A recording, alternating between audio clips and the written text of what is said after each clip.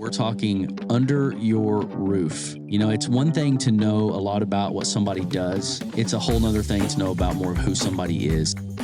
I don't think I'm going to explain under your roof this time, because if somebody's watching this, they probably have caught what we're talking about. But if they haven't, you would have already seen Chuck. If you haven't seen Chuck, then you can go back, watch. We have a part 1 to this. We talked to Chuck for a real long time about his upbringing, his life, his family, their blended family, pre-marriage, kids coming together, having new kids. And, it's almost like a Brady Bunch fun kind of thought. But statistically, I've been researching a little bit of this. There's something like 70% of families are blended families. Oh. And so this is, I don't call this a hot topic, but this is something we need to be talking more about. I think people could be watching this and gain a ton of wisdom from things you guys have gone through and learned and done right, done wrong, and all those things. But also, Chuck, you're cool, but Shelley makes you a lot cooler. And absolutely. I think that's no just doubt. The deal. Like, it's hard to bring a dude on here, and when we envisioned doing this, we thought, like, let's get some business people who are believers that are walking through things in life, willing to share their struggles, that kind of thing. And we just keep kind of running into this when we talk to the husband. It's like, man, we need the spouse. And there's been a couple times we talked to some women, and it's like, man, we need to bring the hubby on here. Like, that's kind of where we're at. You guys know Chuck, but you don't know Shelley. So we're putting Shelley on the hot seat. That's why she's in the middle. I'm just joking a little bit, but tell us just a few things. First, you've got F3 printing mug. But yes. You don't. Do you work there? What's your vibe? Tell people what you do. That's his baby. Yep. And I am the director of Beltway Kids Academy. So that's what I do 9 to 6 every day. Yeah. And that's 9 to 6. 9 to 6. She working too late? Yeah, maybe she takes it a little bit further than that sometimes. 6:30-ish. Okay. She loves her job. Yeah. She does. But that's what I do for the bulk of the day. And you've got how many years of experience in that world, in the daycare, kids? 23. So you know a little bit about it, know a little bit about dealing with families, know a little bit about kids. Mm-hmm. Well, that makes sense, because the way I know you guys is, through Chuck, and then we've spent a lot of time together, and we've in different circles. But when I see you guys, I think of parental people in people's lives. Like, y'all wear hats like Chuck's like a dad to some men. You're like this to some women, like a mother.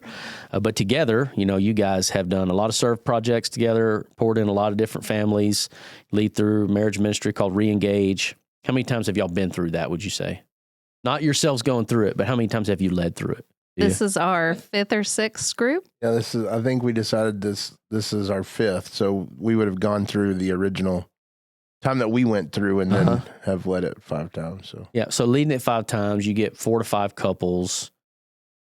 You're talking 25, to 30 maybe. I even was on y'all's group one time. You were my wife's leaders, and I think the world of you guys. And so y'all, to do that too, that means you got to give time up. You got to sacrifice.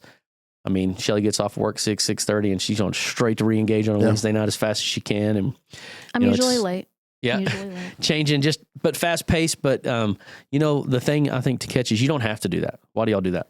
I feel like we have both been through broken marriages, so we know what that's like, and we know the importance of having a healthy marriage. And so us just getting to a place where we knew.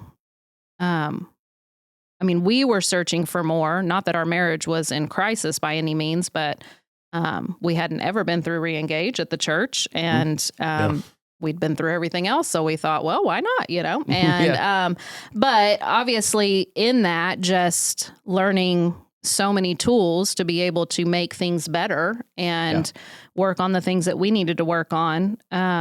And then just wanting to pass that on to others. Just knowing the importance of what a healthy marriage should be, and the way it trickles down into your family. And we just love getting to be able to minister to those couples. Yeah. And so it's important to you enough to give it away, and you make it a priority, and people are benefiting. And you guys, and y'all, if you're watching this, in no way do we talk about these things a lot, like have it all figured out, or or the solution for people. It's really not that. And I only say that because you may be watching this and go, what's Re-Engage? And these, Shelley mentioned working for the counseling center through Beltway Ministry Center, I guess is the right way to call it.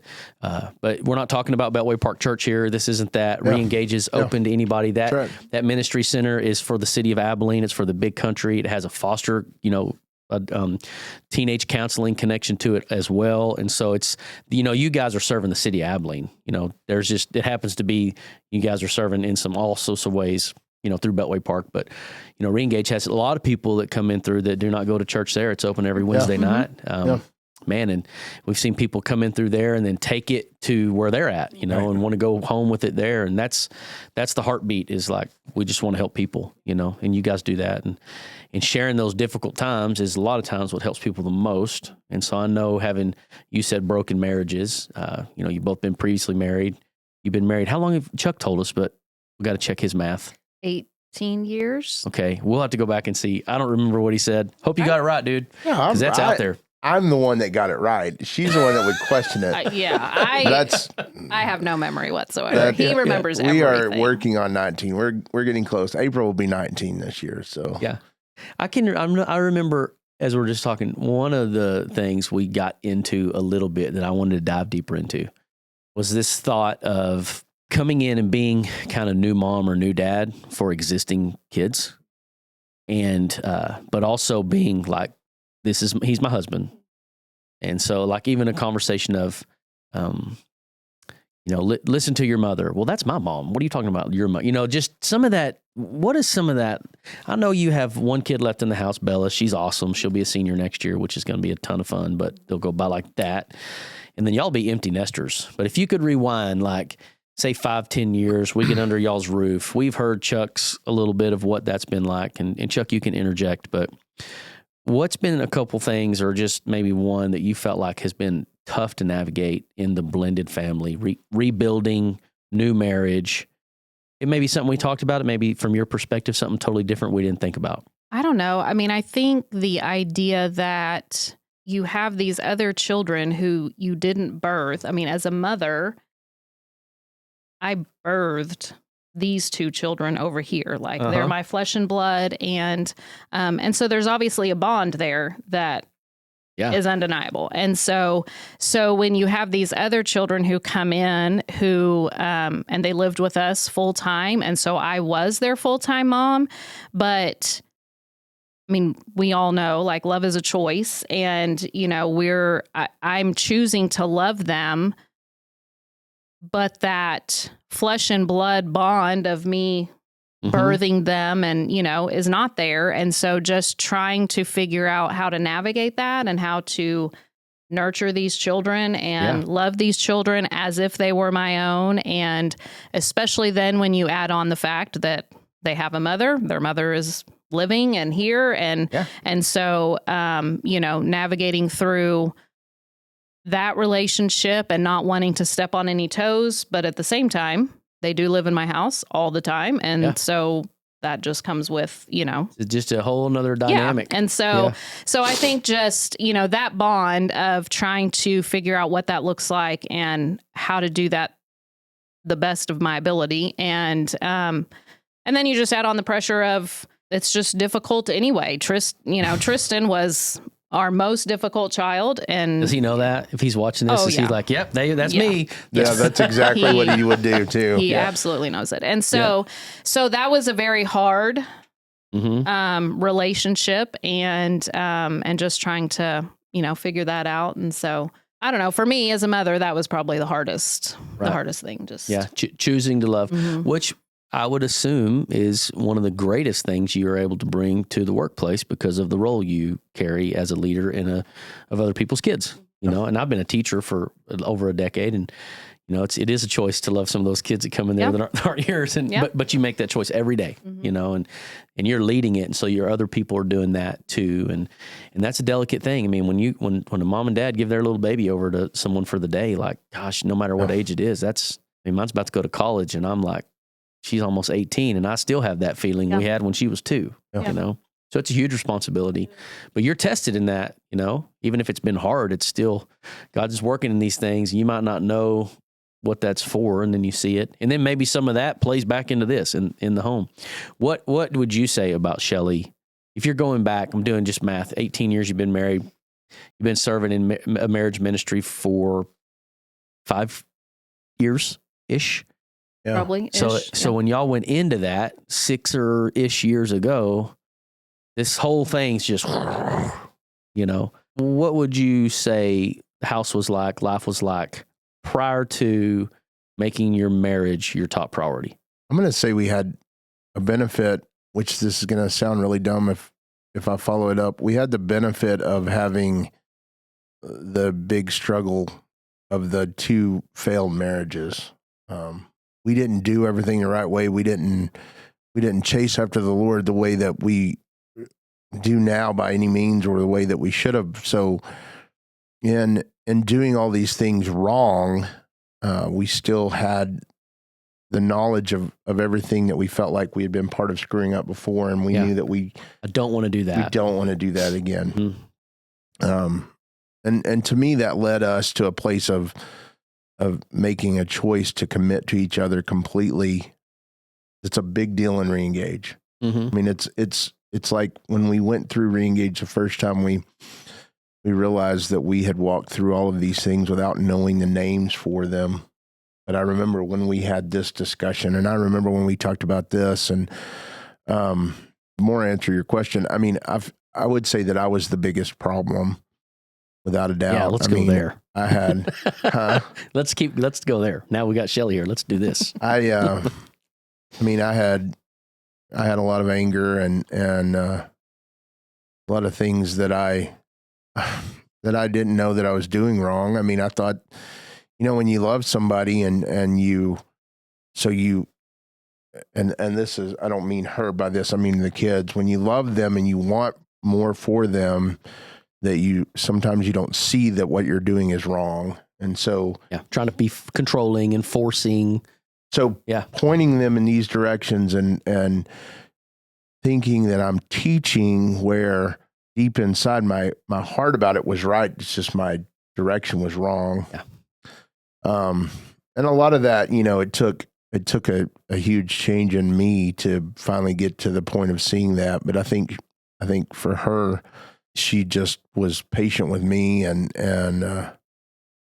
committed. I mean, she was committed. So it was like, I feel like there were plenty of times that she probably had the opportunity to say, this really isn't going to work. I mean, you have this terrible attitude and you're grap about everything and you scream at the kids all the time. And, for me, looking at me, I'm thinking I'm working hard to provide. I'm then leaving there and going and coaching every sport that I can. Yeah. I'm not going and drinking. I'm not running around. I don't physically abuse anybody. So I'm a pretty good guy, and I think that even in worldly perspective, that would have been the consensus. Anybody that knew me said, you're a pretty good guy. Yeah, there's old Chuck. And so I feel like that I like to say about myself, I didn't know that I didn't know. Yeah. And so for her, the amazing thing about her is, and I'm going to probably say this 10 more times, is she prays. And she knew that she was committed, but she wanted to be committed to a man that wanted to lead the house, that wanted to be the spiritual leader of the house, that was going to be a man of God, that was who she was supposed to be with. And finding me and knowing that she was committed to me, she just had to start praying for me to be that person. And, and it didn't come fast. I mean, I would say, we got married in 2006 and we had, I remember conversations about life group, and we don't need to go to a life group. Why would you go to life group? Don't need people. Yeah. You got it. And so, we have people that we work with. I mean, we have friends. What do we need? And community can be fake. And I don't mean fake in the way of fake, but it can appear that you have community because we had great people that we travel baseball with, or we went to football games with because our boys were on the same team or whatever. And those are great people in seasons, but they're not really your community. And so we didn't know there was a difference there. And boy, that's a big revelation. When you think about the things he's saying and going back to, hey, I was the problem. Describe the problem. Everybody knows Chuck, like, this is this great guy. And I'm not saying he was like probably horribly bad, but there were some things there that weren't in order. What was that? Describe it. there still are. Sure. I mean, I think that the main thing was, yes, just a lot of anger. He just stressed out from work. Yes, he just anxious and always stressed about something. And so whether it's kids or money or work or, whatever or us, he was always stressed. And probably trying to fix it.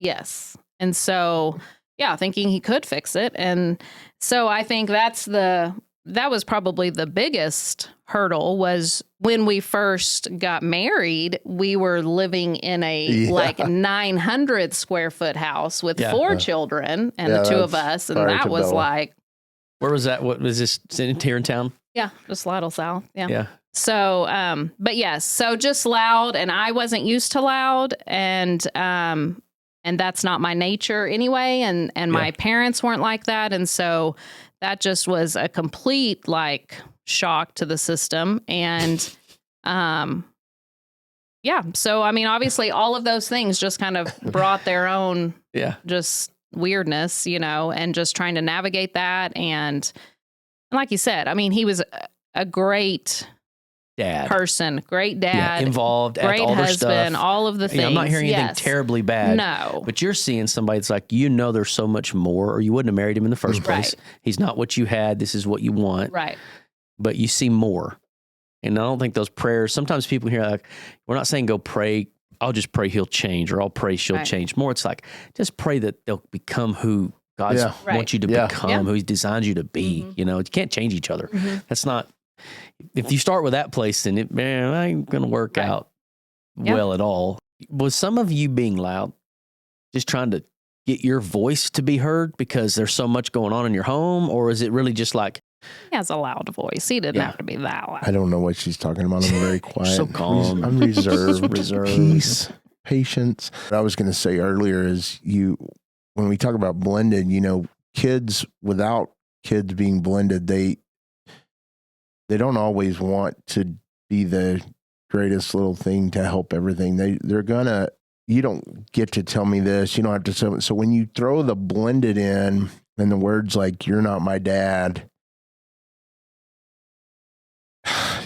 just that's not what we do at our other house. These things that that are added on top of just kids already being kids. There is a lot of, he took my toy and this is something that I got from my dad. You can't play with this. Yeah. When you have all of that added on top of just kids being kids, and there's 5 of them, then it's loud. And so I do think that there's a place there that, yes, at some point I'm going to be louder. And, and I don't think that was hard for me. Yeah. Because, I think we talked about last time, that being in control and feeling like that's what I'm supposed to do as being the leader of the house, is I'm supposed to be in control, and not understanding what control means maybe at that point. Yeah. And so control means I can scream the loudest. Controlling my temper. You're going to hear me because I'm going to make sure. So I feel like that's, but I'm going to get the last word. I mean, it's not like this was an all day, everyday Absolutely. thing. Yeah, we no didn't doubt. just live in complete chaos and people yelling all day, every every day. day. But there were just those moments, and especially because we did have one child that was super difficult. And so then that would just add to the tension. And got probably a lot of attention. She means 5. Maybe 4. They Maybe were all that's not difficult true. in their own way, but we obviously had one that took a lot of attention and frustration and probably the brunt of the yelling. And so that just kind of added to the stress and the feeling, Did you ever get you're not my mom? I mean, there's always that feeling of like, you don't want to step on anybody's toes and like, can I go get this kid's haircut? Or, like just those small little things of, is this going to make somebody mad if I, go do these normal things that I would do as a mother? But I don't know that I ever got a "you're not my mother" sort of thing, because I mean, they lived in my home and I took care of every need they had. But it's probably more now as they're adults is more difficult for me than when they were little, because they have the choice of calling their mom and talking to their mom about things, and they call their dad and they talk to their dad about things, but very rarely do I get called. But I think over the past few years that has changed a little bit too, and so that has gotten a little bit better. But that's probably the hardest. I feel is none of this is easy. No, and so it's all hard. You pick your hard. You love them. You choose to love them.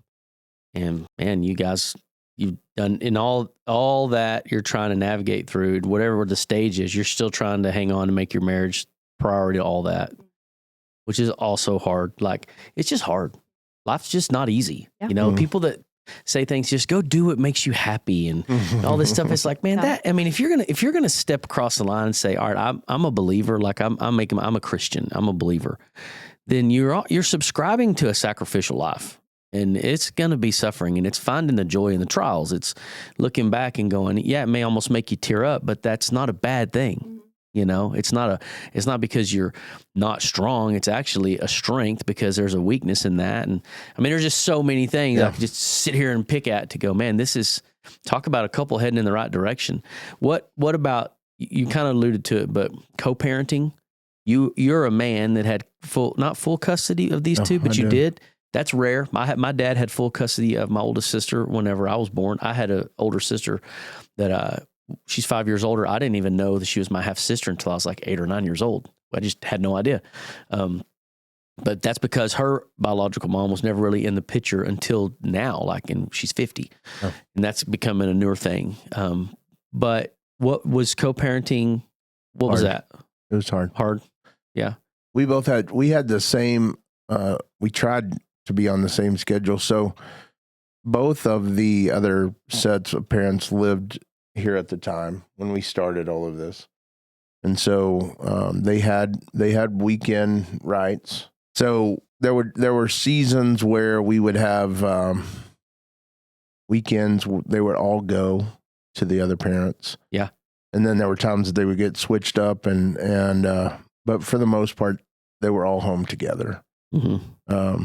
Going away and coming back would present its own problems because the same guidelines, we got to go do this when and that. She said, this is my house, we're going to have these rules. We had rules that were different at other places. And that's only gotten harder. Yeah. You interject these things and what's at this age and this thing. And I've got sisters that, they're where you were 10 or 15 years ago, and not that these make their situation harder than what yours was, but there's always going to be something that makes it difficult to get on the same page with. And you're trying to probably, if you're being honest, like, hey, like me better, and so I could see a easy tension. I've never been down this road, but I've just thinking through some people I know that are in it.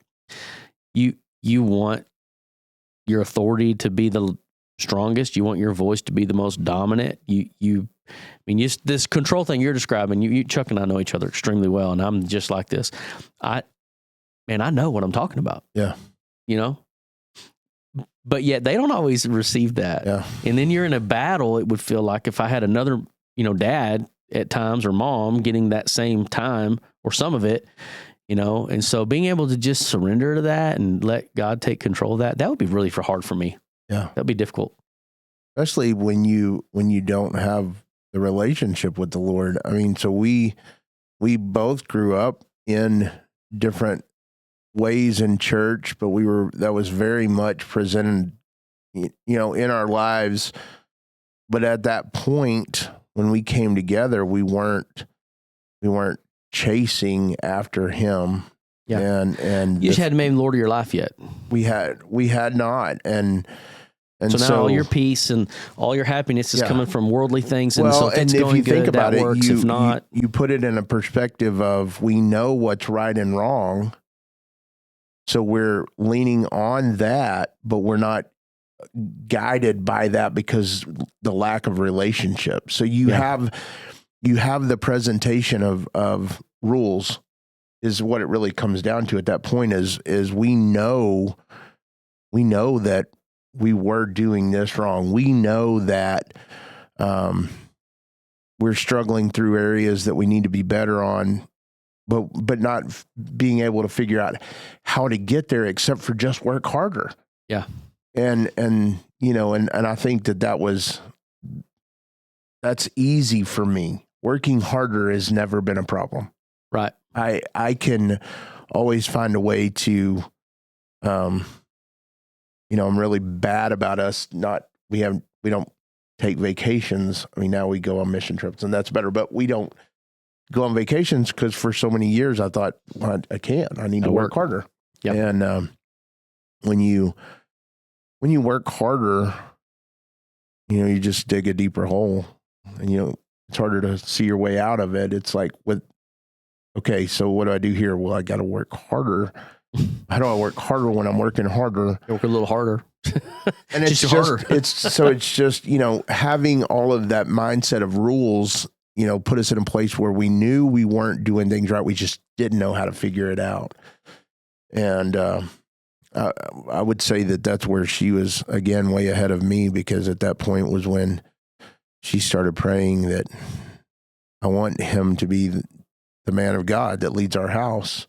And, talking about life groups, we got into a life group and started hanging out with this group of people. And it was really a neat experience. And I was like, okay, this is pretty good. And she's probably like, yeah, we should have been doing this. I told you about this years ago. And every marriage is in the tension you're talking about. Yeah. You just go back and forth, and even whether it's blended or not, like you don't have to have blended marriage to be listening to this and go, yeah, you know what? We're doing some of that too, and you can be totally set free and be radically in love with the Lord and things are in a really functional place, and you still have these things. Oh yeah. That tempt to just, Yeah, we have great seasons that we have to go through, and they're not intentional, now, but it's a big work season when we're busy, or we're busy and then we're doing boot camp, and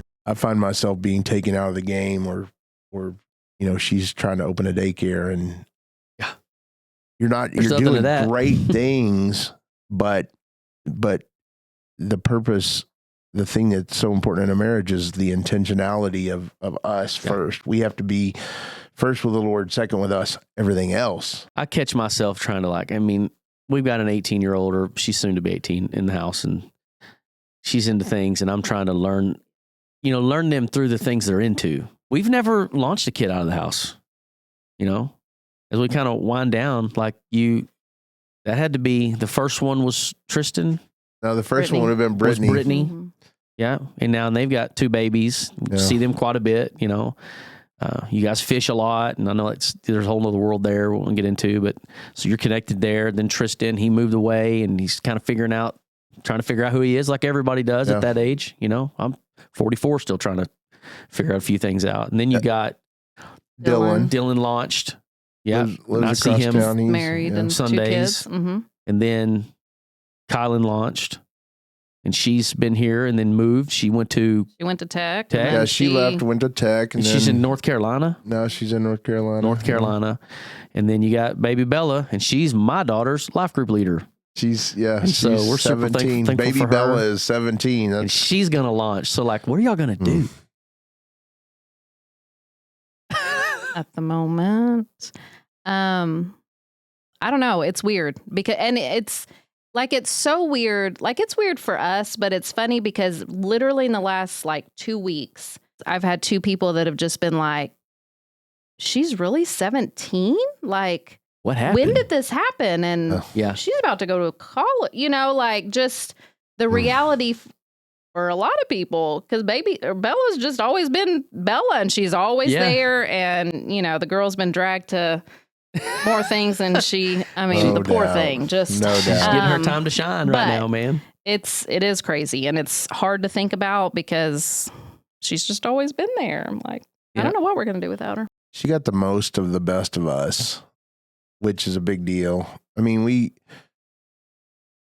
had, I think that there's always place for redemption. I think the Lord always gives you back that time. And I know we still work on that with the other kids. And whenever we think about, all of the struggles of me being outwardly loud and whatever, and Shelley being the opposite, all of those things that you look back and you want to tell your kids, well, I'm sorry that you had to see this. And we've had, some of those good conversations, and most of the time it's really interesting to hear what the kids really think about that. Because a lot of times it's a lot worse in your head than what it necessarily was in their mind. Mm-hmm. But it's still at the same time, then you look at Bella and our big breakover. I still think our big breakover moment was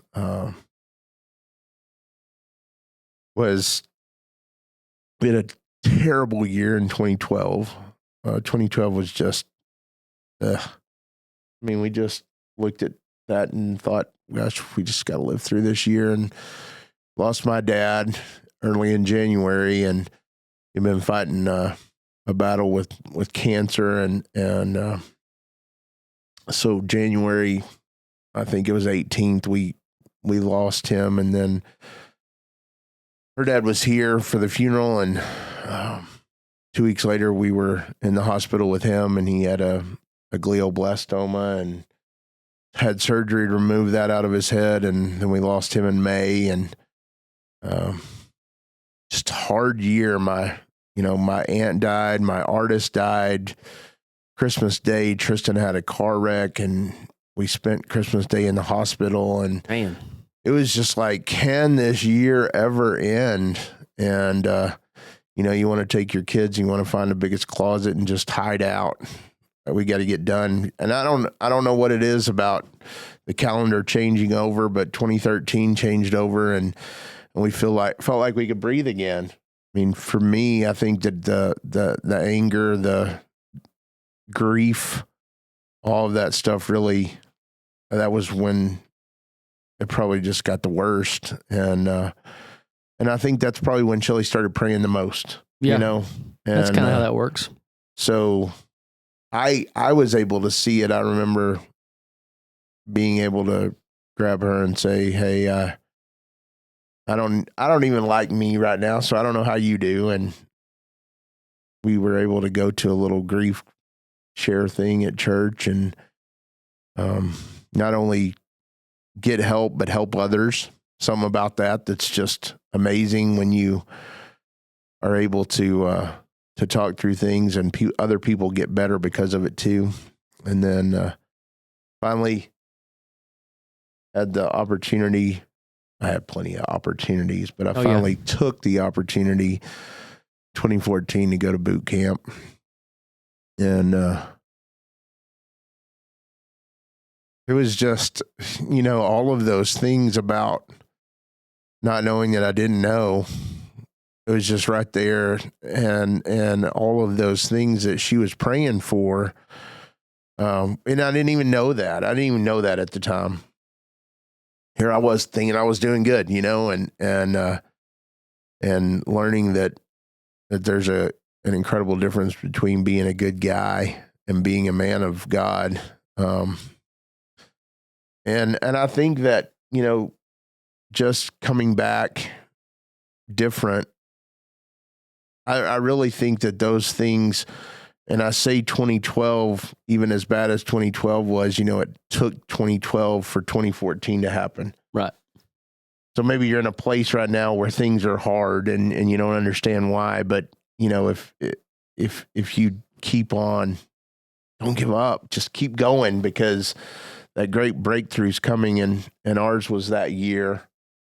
And, just being able to come back and still not having a clue how to be that man, but wanting the desire to be the man that I'm supposed to be, and understanding a different place of not just, it's not about leading by screaming, it's leading by being and learning how to be different. And so I love that, being able to go back to the kids and apologize to them and say, this is who I want you to see that I am, and not that. And so back again, I think Bella has just got to see more of the change in me, and the change in me caused a change in her, and which has caused a change in them. So it's great. Pretty awesome. Do you see it that way? Yeah. I felt like I was doing all this work, and I was not work, but I was seeking, and I was trying to serve, and I was trying to dig deeper, and, praying for him during that time. And then he goes and he, has a life-changing event, and which changes the trajectory of our family. And then he just is way over there. And I just felt like, okay, wait a minute. Now I just feel like I'm what is happening? I'm stuck. You're leaving me behind. And then, just a friend just reminding me, this is what you've been praying for. He hasn't left you. He's leading you. He's leading your family just the way you've always prayed. Yeah, and right. So just the reality of he's doing exactly what the Lord designed him to do. And so then now I get to come alongside him, and we get to do this together, and, in our personal journeys, but then also being able to do it together. We've said this before, and we'll just land the plane here, just from the perspective of a man. When a man gets on a mission, there's actually something for everyone else in the family to submit to. You give us a man that's not on a mission, there's nothing to come underneath or come alongside or anything like that. And you open up this Bible, and I know submission can be a word that doesn't mean tell you what to do or lord over your life, or that's kind of where people get it wrong. You're supposed to da-da-da-da-da. But just getting on fire for life, an abundant life that God creates and gives us to go co-create with him.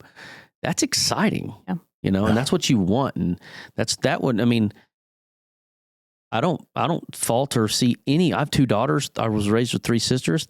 Why would they want to come alongside or come underneath anything other than that? And that's not a shot to men, but it is a shot to say, hey, you got to get going. There's a life to live. Go live. You're made for greater. Go and do and be in that, and you'll see that that charge, that mission. You'll see things line up in ways you didn't know they could line up. And so, appreciate you guys. Love y'all. This was fun. This was good.